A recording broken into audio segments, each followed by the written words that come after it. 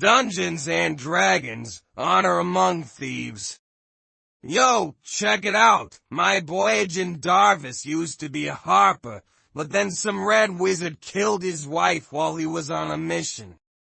So he teamed up with a big barbarian named Holga Kilger and started robbing people with a couple of other fellas, this amateur wizard Simon Omar and a rogue named Forge Fitzwilliam. They had this crazy idea to break into a harper stronghold to get a resurrection scroll to bring Edgin's wife back to life. But guess what? Some red wizard chick named Safina beat them to it and stole something else. Simon and Forge escaped, but Edgin and Holga got busted and thrown in jail.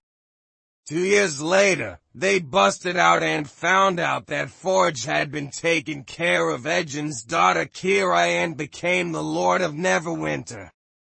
But Forge lied to Kira about Edgin's true intentions and tried to off him and Holga. So they bailed and decided to get proof by robbing Forge's treasury.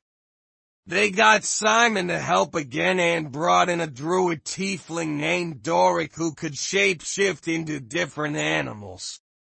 Simon said they needed this special unbinding helm to disable the enchantments guarding the treasury. Holga knew where to find it, so they went to this creepy graveyard and used an oracle to bring some dead people back to life. That's when they met Zenka Yenda, a paladin who survived when the Red Wizards took over Tai. So, listen up homies. Zenk, the leader, takes us to some secret underground city where he stashed a valuable relic. Simon uses some dope staff that allows short-range teleportation to help us retrieve it. We face some crazy undead assassins and even a red dragon, but we still come out on top. But Zenk pees out after we get the relic because Simon can't handle it properly.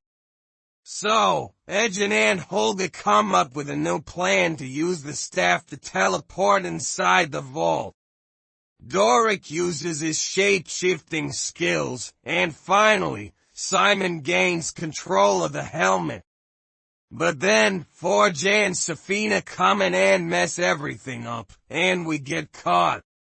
But Edgin saves us by talking some game and convincing Forge to let us participate in the Sunrid Games. We realize Forge's real plan is to leave Neverwinter with the treasure, but we ain't having none of that. So, we escape the games, hijack Forge's ship, and roll out with Kira, who finally figured out what was up. But then, some crazy stuff starts happening in the sky, and we realize that Safina is trying to do some weird ritual to turn people into zombies. Edgin knows we gotta save the people. So we use the teleportation staff to move the treasure we stole from Forge's boat and scatter it throughout the city, so people run away from the stadium. Safina gets super mad and attacks us, but Simon steps up and finally gets control of his magic, canceling a time stop spell.